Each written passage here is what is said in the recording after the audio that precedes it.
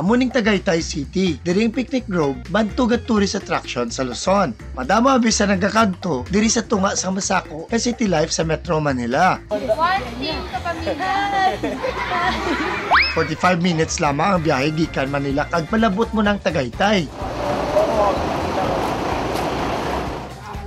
Patanaw kami subong sa Taal Volcano. Ara na siya kuno sa Taal nga may volcano.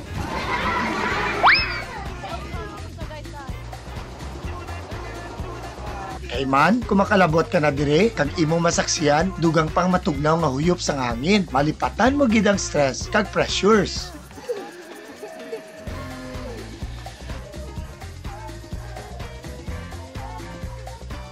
Kag overlooking sa Tagaytay, makit-an mo ang Taal Volcano.